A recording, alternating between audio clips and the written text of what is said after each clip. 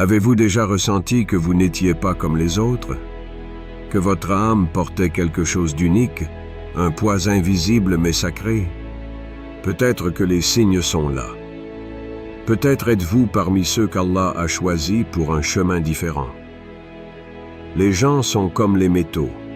Ceux qui étaient les meilleurs en Jahiliya, avant l'islam, seront les meilleurs en islam, si ils acquièrent la compréhension de la religion. Sahih Muslim. Dans ce voyage spirituel, nous allons explorer 7 signes étranges qui montrent que vous êtes différent, que vous avez une mission spéciale. Un rappel que votre âme a été appelée.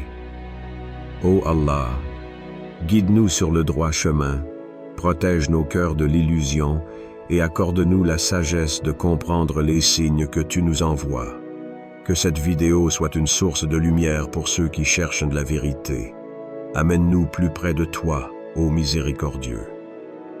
Si cette vidéo vous parle et que vous souhaitez en découvrir plus sur des sujets qui nourrissent l'âme, abonnez-vous dès maintenant à la chaîne. N'oubliez pas d'activer la cloche de notification pour ne rien manquer. Aimez la vidéo et partagez-la avec vos proches pour les inspirer également. 1. Vous ressentez profondément les douleurs du monde. Il y a des âmes sur cette terre qui perçoivent le monde différemment.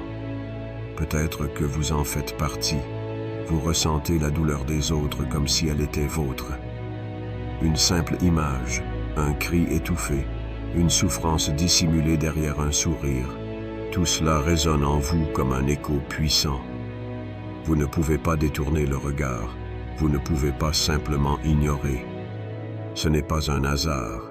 Certaines âmes sont façonnées pour être sensibles, pour capter l'invisible, pour ressentir ce que d'autres ne perçoivent pas. Elles portent un poids que le reste du monde ne voit pas. Mais pourquoi? Pourquoi cette sensibilité qui parfois vous submerge, qui vous épuise même? Nous n'avons fait de toi qu'une miséricorde pour les mondes. Surat Al-Anbiya 107.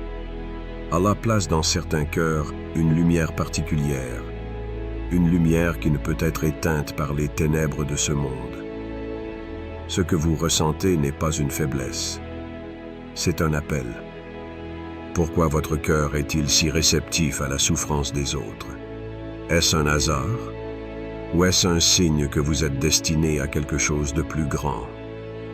Il y a quelques années, un homme marchait seul dans une rue sombre. Il était brisé, fatigué, envahi par un sentiment d'impuissance. Il portait en lui une souffrance invisible aux yeux du monde. Mais cette douleur ne l'a pas rendu amer. Au contraire. Un soir, alors qu'il errait sans but, il aperçut un enfant assis contre un mur, tremblant de froid. Les passants défilaient sans le voir. Personne ne s'arrêtait. Mais lui, il n'a pas hésité une seconde.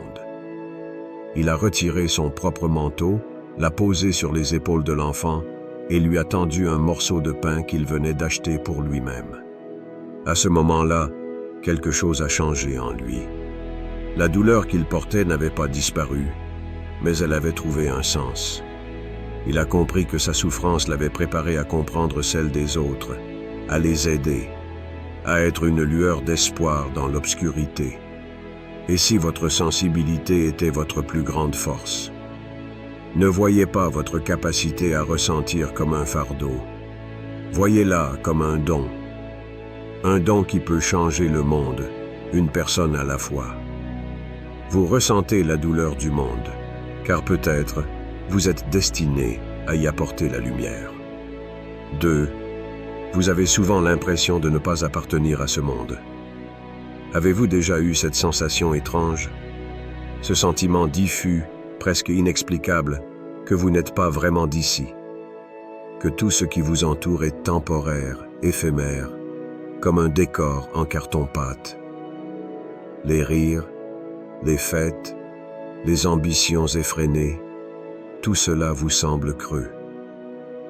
Vous jouez le jeu, mais au fond de vous, il y a cette voix qui murmure « Ce monde n'est pas le tien ». Sois dans ce monde comme un étranger ou un voyageur. Sahih al-Bukhari. Les paroles du prophète, paix et bénédiction sur lui, résonnent en vous comme un écho lointain. Peut-être que cette sensation d'être différent, de ne pas trouver votre place, n'est pas une malédiction, mais un appel. Et si ce sentiment d'étrangeté était un signe qu'Allah vous appelle vers quelque chose de plus élevé, c'est l'histoire d'un jeune homme. Tout le destinait à une vie rêvée, une carrière brillante, l'admiration des autres, une réussite éclatante aux yeux du monde. Tout ce que l'on nous apprend à désirer, il l'avait obtenu. Mais quelque chose clochait. Chaque victoire laissait un goût amer. Chaque réussite n'était qu'un instant fugace, aussitôt remplacé par un vide encore plus grand. Il souriait aux autres, mais à l'intérieur, il sentait qu'il manquait quelque chose d'essentiel. Un soir, il s'est retrouvé seul, loin des projecteurs, sous un ciel étoilé. Il a levé les yeux et s'est demandé « Tout ça, à quoi bon ?» C'est à ce moment-là qu'il a compris. Il n'avait jamais été fait pour ce monde. Son âme aspirait à autre chose, à une quête plus grande, à une vérité qui dépasse les illusions du matériel. Alors, il a cherché, il a lu, il a prié, il a questionné, et peu à peu, un chemin s'est dessiné devant lui. Ce sentiment que vous ressentez, cette sensation d'être en décalage, n'est pas un problème. C'est une boussole, une indication que votre place n'est pas ici, que vous êtes en transit vers quelque chose de bien plus grand. Les étrangers, les voyageurs, ceux qui ne se sentent jamais complètement chez eux en ce bas monde, sont peut-être ceux dont l'âme est déjà tournée vers l'éternité. 3. Vous êtes souvent testé par la solitude. La solitude.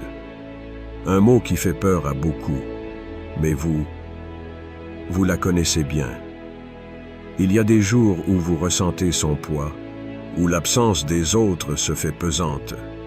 Vous voyez les groupes se former, les discussions fuser, les amitiés s'épanouir. Et vous restez en retrait. Par choix? Par destin? Vous ne savez pas vraiment. Mais ce que vous savez, c'est que cette solitude n'est pas anodine. Et rappelle-toi quand ton Seigneur dit aux anges, « Je vais établir sur la terre un vicaire, Khalifa. »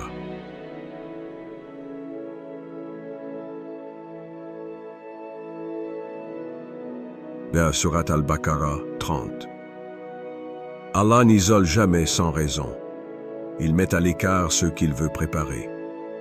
Les prophètes ont été seuls avant d'être envoyés à leur peuple. Moussa, Moïse, avant de recevoir la révélation, s'est retiré du palais des pharaons. Issa, Jésus, a erré loin des foules. Le prophète Muhammad, paix et bénédiction sur lui, a trouvé refuge dans la grotte de Hira avant que la lumière de la vérité ne descende sur lui. Et si cette solitude était un appel à vous rapprocher d'Allah plutôt qu'un rejet du monde? C'est l'histoire d'un homme qui, comme beaucoup, s'est longtemps battu contre la solitude. Il cherchait des liens, des regards, une reconnaissance, mais à chaque fois, la vie l'éloignait, lui retirait ce qu'il croyait être essentiel. Alors, il a commencé à poser des questions. Pourquoi moi? Pourquoi suis-je toujours seul?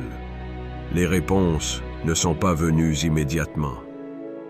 Il a d'abord ressenti la colère, l'incompréhension.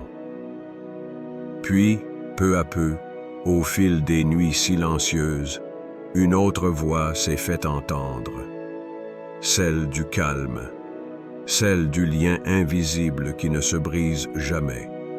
Une nuit, au cœur de sa solitude, il a posé son front sur le sol. Pour la première fois, il n'a pas prié pour que la solitude s'en aille. Il a prié pour comprendre pourquoi elle était là. Et à cet instant, il a ressenti quelque chose qu'il n'avait jamais connu auparavant. La paix, la solitude n'est pas un vide. C'est un espace où Allah vous attend, où il vous façonne, où il vous enseigne que personne, absolument personne, ne pourra combler votre cœur, sauf lui. 4. Vous êtes attirés par la quête de vérité.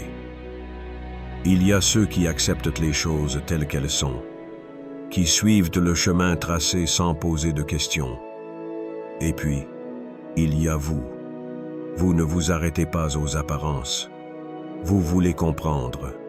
Vous ressentez au fond de vous que le monde est plus vaste que ce que l'on vous montre, que derrière chaque phénomène, chaque règle établie, chaque vérité apparente, se cache une autre vérité, plus profonde, plus essentielle. Ceux qui se donnent la peine pour nous, nous les guiderons certes sur nos sentiers. Sourate Al-Ankabut, 69. La vérité n'est pas donnée à tout le monde. Elle est comme un trésor caché, accessible seulement à ceux qui osent creuser, qui osent remettre en question, qui osent chercher au-delà des évidences. Et si votre soif de vérité était le premier pas vers une mission plus grande? L'histoire que je vais vous raconter est celle d'un homme qui cherchait des réponses, mais pas n'importe lesquelles. C'était un scientifique, un esprit logique. Depuis son enfance, il voulait comprendre comment fonctionne le monde. Il croyait en la science, en la raison, en ce qui est mesurable et démontrable. Pourtant, plus il avançait dans ses recherches, plus il se heurtait à une frontière invisible. L'immensité de l'univers, la précision des lois physiques, l'harmonie des éléments, tout cela ne pouvait pas être le fruit du hasard. Il a commencé à se poser une question qui ne figurait dans aucun manuel scientifique. Et si tout cela avait un créateur, alors il a cherché non plus seulement dans les équations, mais aussi dans les textes sacrés. Il a comparé, étudié, médité. Et un jour, après des années de doutes et de questionnements, il a trouvé une réponse qui dépassait tout ce qu'il avait imaginé. Il avait cherché la vérité dans les laboratoires, dans les théories, dans les chiffres. Il l'a finalement trouvée là où il s'y attendait le moins, dans la foi. Votre soif de vérité n'est pas un simple désir de savoir. C'est un appel. Un chemin qui, si vous l'empruntez sincèrement, pourrait vous mener bien plus loin que vous ne l'imaginez. 5. Vous avez vécu des épreuves intenses. Les épreuves, elles viennent sans prévenir. Elles frappent comme un orage, balayent vos certitudes, ébranlent votre cœur. Il y a des jours où vous vous demandez « Pourquoi moi? Pourquoi ma route est-elle si difficile ?» Les gens les plus éprouvés sont les prophètes, puis ceux qui leur ressemblent le plus, puis ceux qui leur ressemblent. Tirmidhi. Ce n'est pas un hasard. Allah ne teste que ceux qu'il veut élever. Il ne laisse pas les âmes précieuses s'endormir dans le confort et la facilité. Il forge les cœurs dans la douleur pour en faire des cœurs d'exception. Et si chaque difficulté était en réalité une porte vers une élévation spirituelle? C'est l'histoire d'un orphelin. Il a grandi sans repère, sans soutien. Chaque jour était un combat. Il a connu la faim, le rejet, l'injustice. Il voyait les autres avancer, protégés par leur famille, guidés par des mains bienveillantes. Lui, il n'avait personne. Alors, il a appris à se battre, pas contre le monde, mais contre lui-même, contre la colère, contre le désespoir, contre cette voix intérieure qui lui murmurait qu'il n'arriverait à rien. Les années ont passé. Chaque difficulté l'a façonné. Chaque chute l'a endurci. Chaque larme versée est devenue une prière silencieuse. Et un jour, sans qu'il ne s'en rende compte, il était devenu un guide. Les gens venaient à lui, cherchant des conseils, du réconfort, de la sagesse. Lui qui avait été seul, était devenu un repère pour les autres. L'épreuve n'était pas une punition, c'était une formation. C'était Allah qui le préparait à quelque chose de plus grand. Image d'une lumière perçant les nuages après la tempête, d'une route qui semblait infranchissable et qui, finalement, mène à un sommet. Vous qui avez souffert, qui avez enduré, qui avez cru être abandonné, peut-être que vous êtes en train d'être façonné. Peut-être que ces tempêtes ne sont pas là pour vous briser, mais pour vous révéler. Les grandes âmes ne naissent pas dans la facilité. Elles sont forgées dans le feu des épreuves. 6. Vous ressentez un appel à servir les autres. Il y a quelque chose en vous. Un appel discret mais persistant. Quand vous voyez quelqu'un souffrir, vous ressentez une douleur qui ne vous appartient pas. Quand vous tendez la main à quelqu'un, un étrange apaisement vous envahit. Ce n'est pas un hasard. Celui qui sauve une vie, c'est comme s'il avait sauvé toute l'humanité. Sourate Al-Maïda 32. Certains trouvent de leur joie dans la richesse, d'autres dans la reconnaissance. Mais vous la trouvez dans le service, dans l'acte de donner sans attendre en retour. Peut-être qu'Allah vous a fait ressentir cela parce que votre mission est d'être une miséricorde pour les autres. C'est l'histoire d'un homme qui pensait que l'accumulation était la clé du bonheur. Il avait grandi avec une seule idée, réussir, posséder, amasser. Et il l'a fait. Il a tout eu.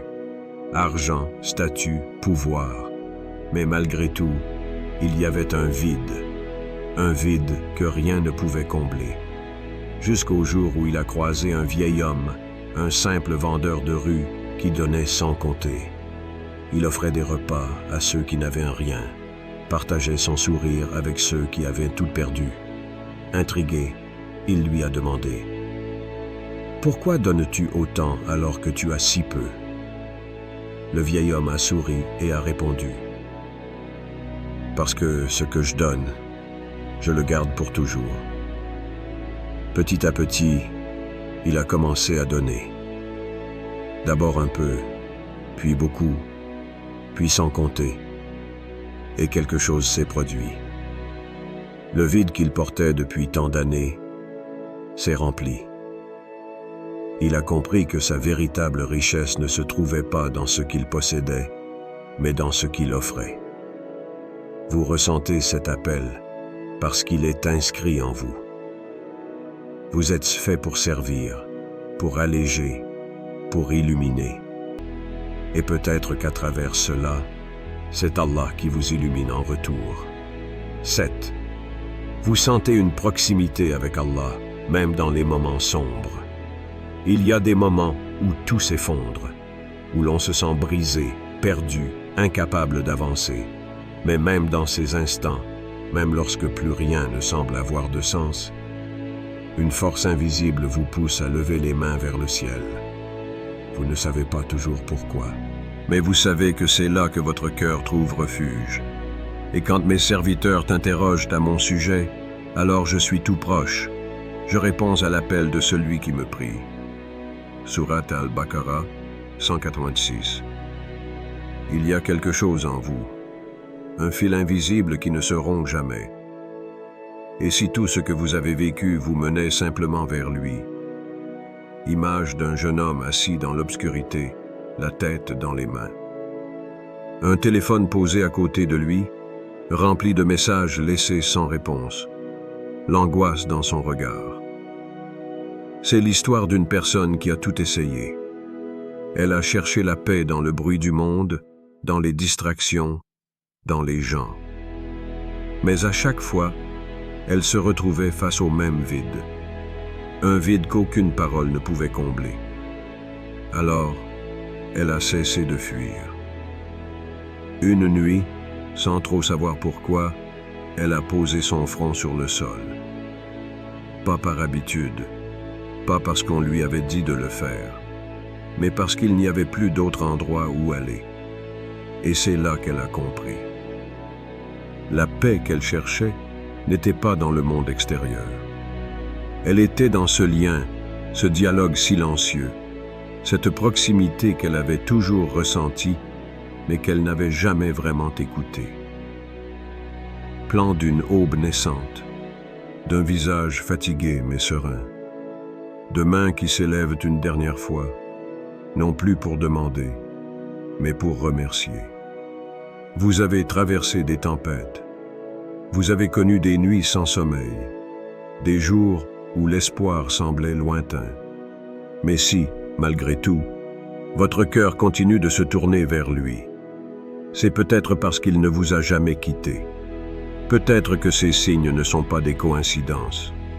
Peut-être qu'Allah vous prépare pour quelque chose de plus grand. La question est, allez-vous répondre à son appel? Merci d'avoir pris le temps de regarder cette vidéo. Vous êtes peut-être un être exceptionnel, un élu parmi tant d'autres, destiné à accomplir une grande mission. Rappelez-vous que chaque signe que vous ressentez a un but. Ne vous laissez pas décourager par ce qui vous semble étrange ou incompris. Continuez à chercher la vérité et à suivre le chemin tracé pour vous. Si cette vidéo vous a parlé, partagez-la et n'oubliez pas de revenir pour plus de contenu inspirant. Ensemble, avançons vers la lumière d'Allah. Qu'il nous guide tous vers ce qui est meilleur.